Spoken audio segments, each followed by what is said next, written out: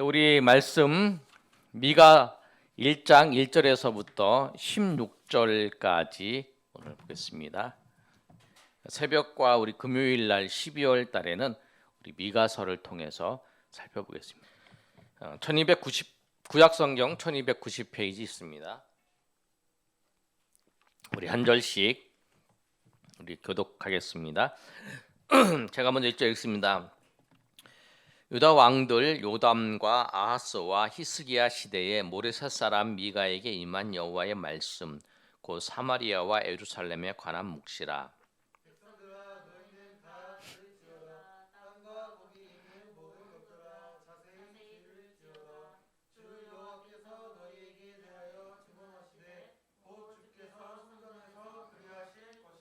여호와께서 그의 처소에서 나오시고 강림하사 땅의 높은 곳을 밟을 것이라.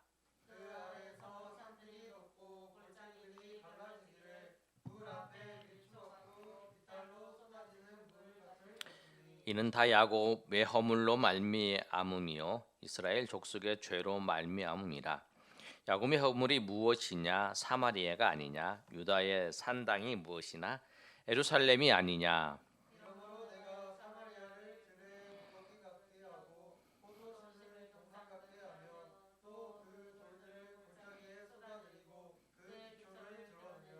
그 새긴 우상들은 다 부서지고 그 음행의 값은 다 불살라지며 내가 그 목상들을 다 깨뜨리니 그가 기생의 값으로 모았은즉 그것이 기생의 값으로 돌아가리라.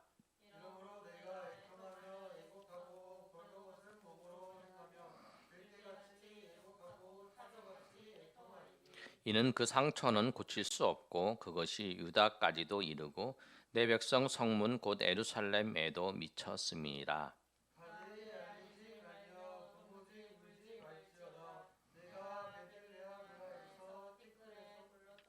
사빌 주민아 너는 벌금 몸에 수치를 무릅쓰고 나아갈지어다. 사안인 주민은 나오지 못하고 베데셀이 애곡하여 너희에게 의지할 곳을 없게 하리라.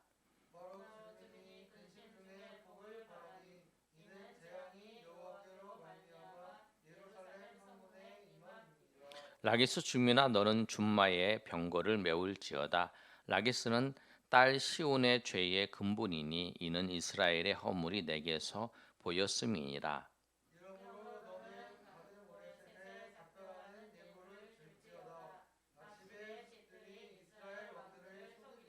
말했어 주민아 장차 내가 장차 너를 소유할 자로 내게 이르게 하리니 이스라엘의 영광이 아둘람까지 이를 것이라.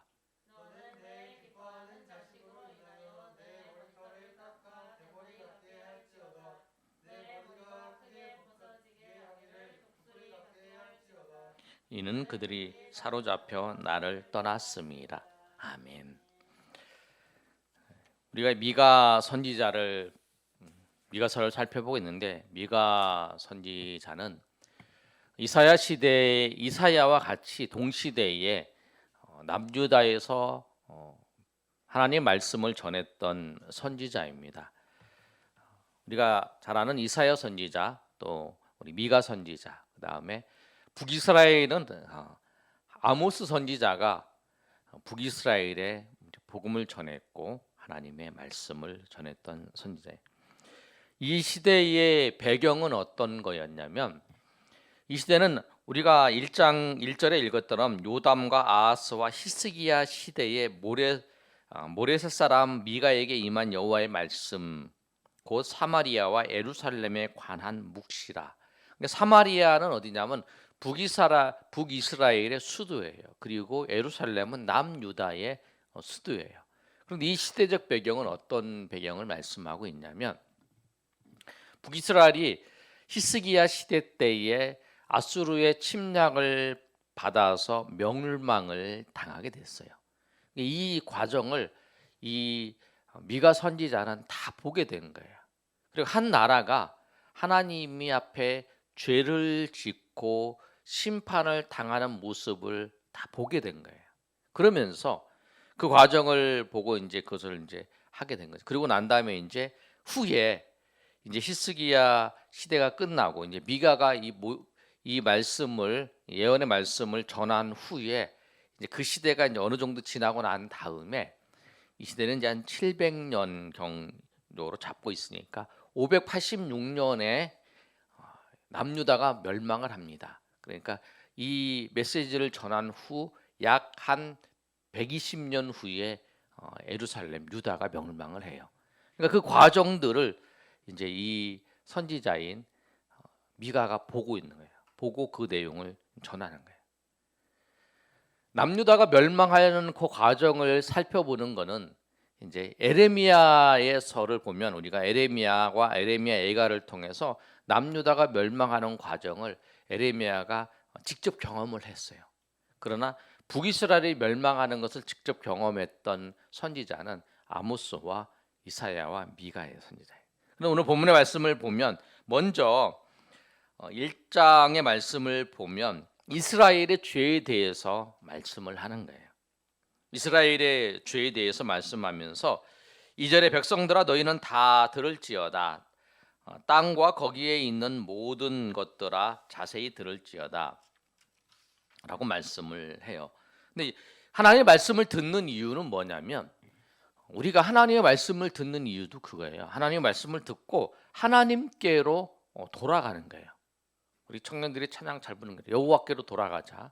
그것처럼 우리 하나님의 말씀을 듣고 내가 서 있는 위치가 어디고 내가 어디로 돌아가야 되고 내가 무엇을 해야 되는가를 생각하고 하나님께로 돌아가는 거예요.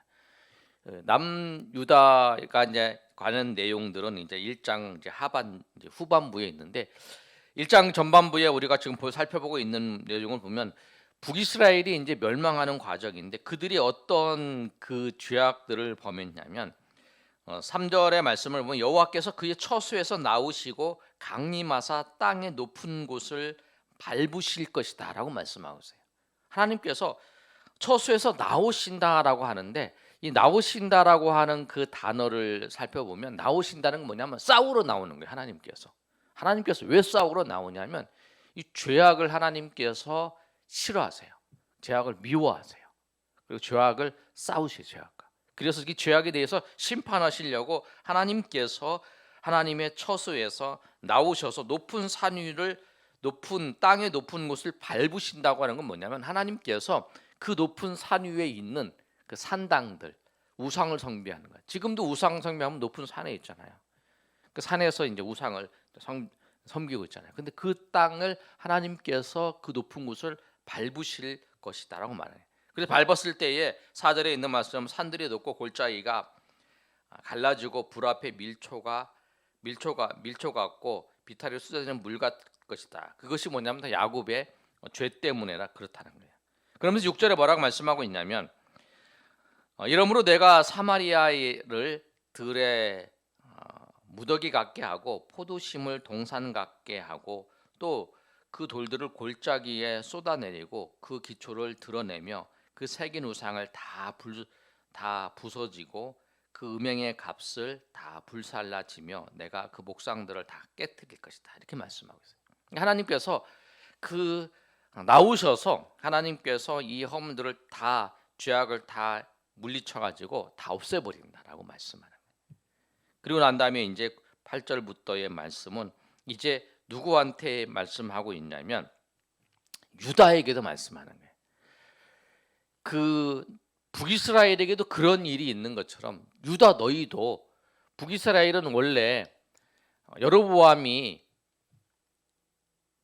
자기 정권을 유지하기 위해서 이 베델과 단에다가 송아지 우상을 만들었어요. 두 나라고 이제 나눠진 거예요.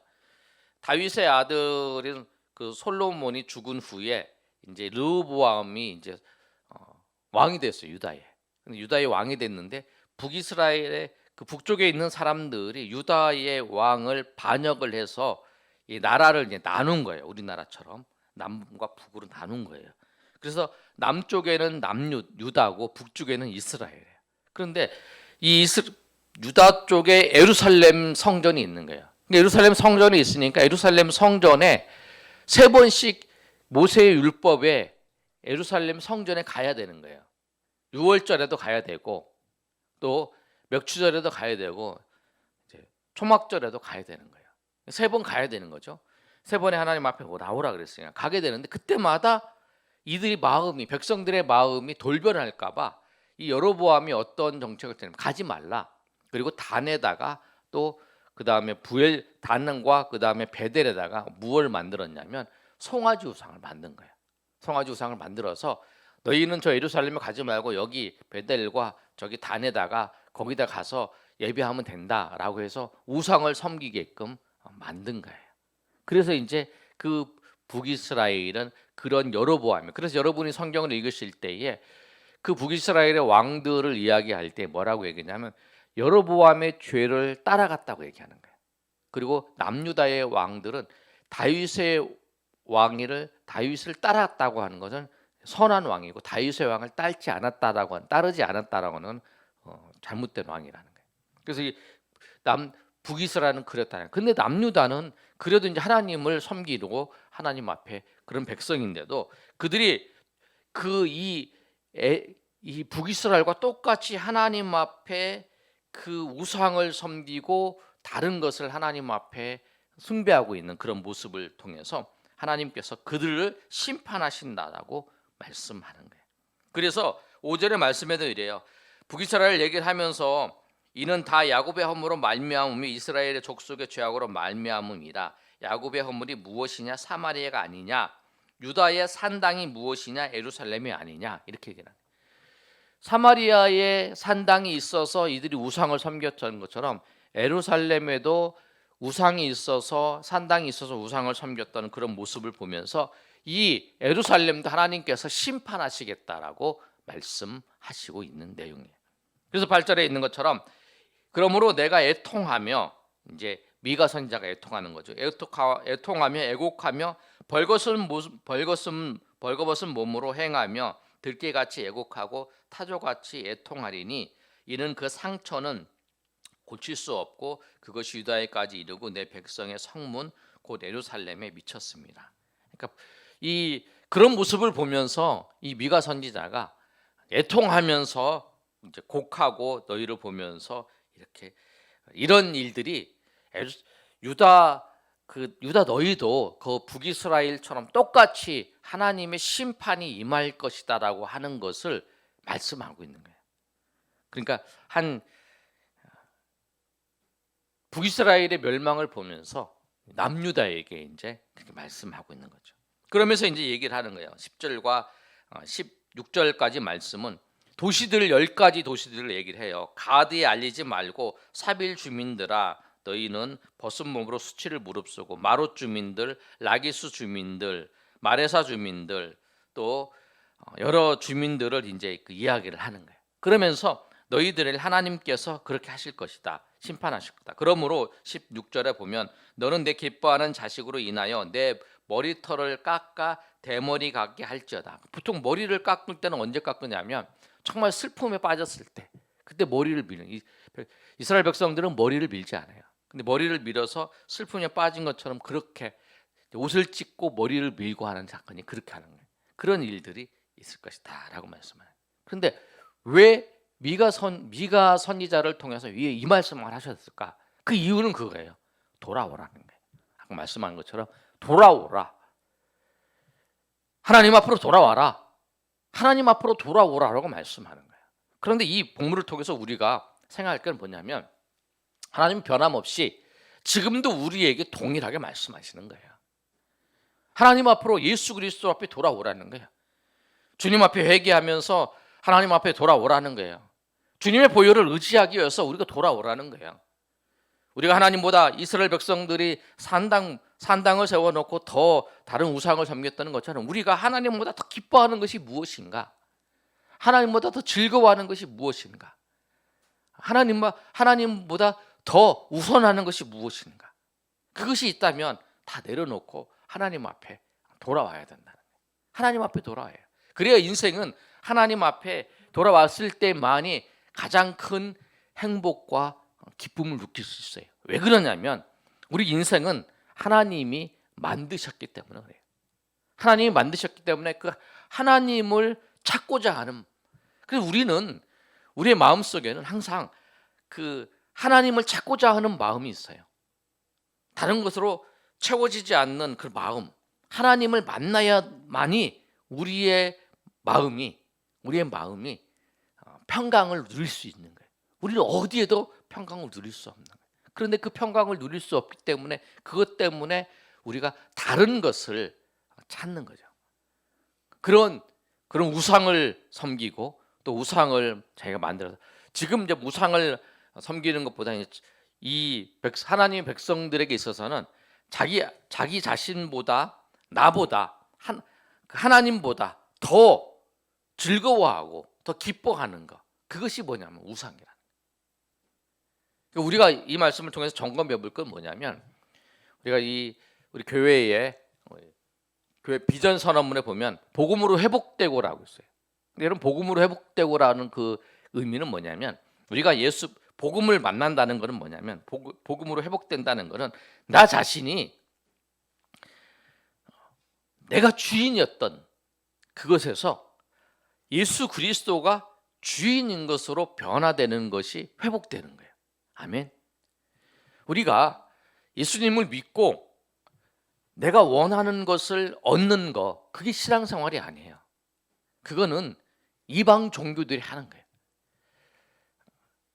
내가 사업에 잘 되기 위해서 비는 거. 절에 가서 비는 사람 있잖아요. 또 물 떠놓고 비는 사람 있잖아요. 다 비는 거. 다 이제 자기가 원하는 것을 얻기 위해서 비는 거예요. 이거는 뭐냐면 내가 주인이에요. 내가 주인인데 그 하나님은 내가 원하는 것을 채우는, 내가 원하는 것을 공급하는 공급자일 뿐이에요. 하나님은 나에게 있어서 내가 이것이 필요하다면 하나님 그것을 주셔야 되고, 그래야 하나님은 선하신 분이고, 그래야 하나님은 공의로우신 분이고, 하나님은 인자하신 분이라고 생각하는 것들, 그것이 뭐냐면 내가 하나님을 믿는다고 말하지만 하나님은 나의 필요한 것들을 나를 만족시키고 나의 필요한 것들을 채우고 내가 원하는 것들을 공급하고 내가 원하는 것들을 이루는 그 하나님의 방편이 되는 거예요. 그게 뭐냐면 우상 섬기는 거예요. 내가 우상이 되는 거예요. 그런데 그걸 내려놔야 되는 거예요.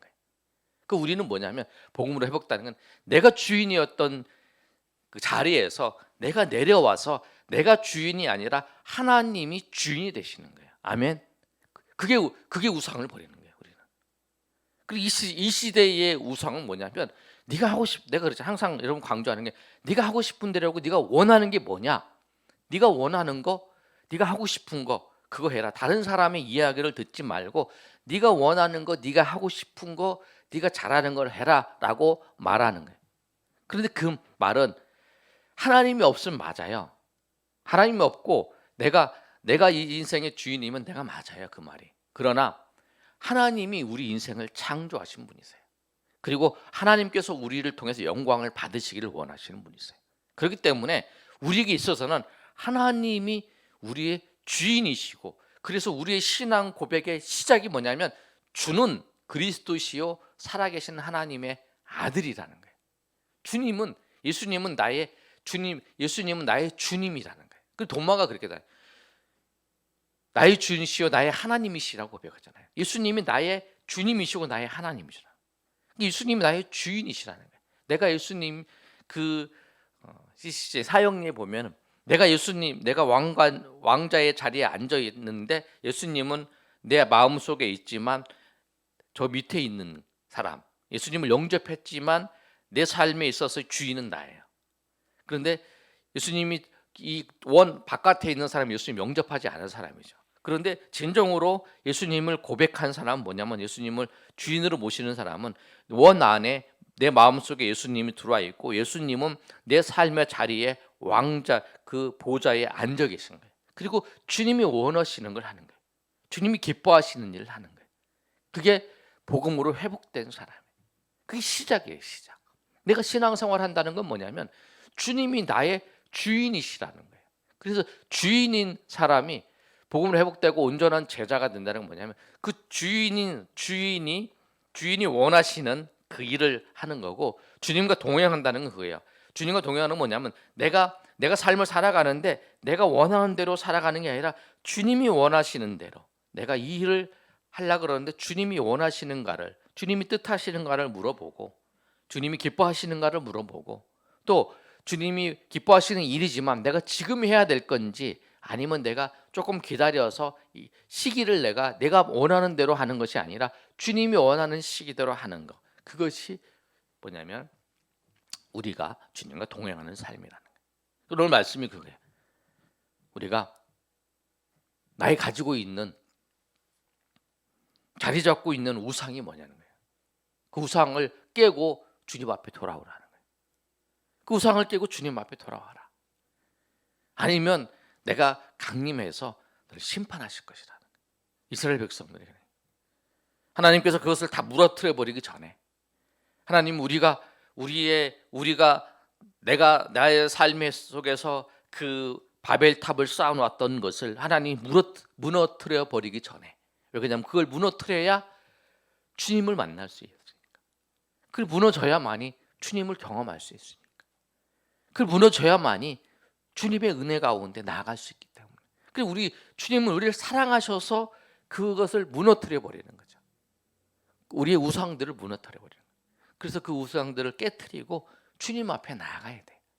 그 우리의 모습이 그러한 모습이 되어야 된다는 거예요. 오늘 말씀처럼 이스라엘 백성들에게 있는 그 하나님께서 강림하셔서 그 목상들을 다 깨트려 버리시는 것처럼 그 우리에게 오셔서 우리의 우상들을 다 깨트려 보시기 전에 우리가 우리의 죄악들을 하나님 앞에 고백해야 된다. 그리고 또 하나 우리가 생각해야 될 건 뭐냐면 북이스라엘에 퍼졌던 그 우상의 그 죄악들이 남유다까지 쫙 퍼져버린 거예요. 그러니까 이 죄악은 여러분 그 지금 이제 코로나 바이러스하고 똑같은 거예요. 죄악은 그 하나가 그 나도 모르는 사이에 그 우리 무증상 감염자라 그러잖아요. 무증상 감염자가 이거 퍼뜨리잖아요. 이렇게 그것처럼 이 죄악은 뭐냐면 저 사람이 죄악이 나도 모르는 사이에 접촉하면서 그 죄악이 그 나도 모르게 쫙 퍼져가는 거예요.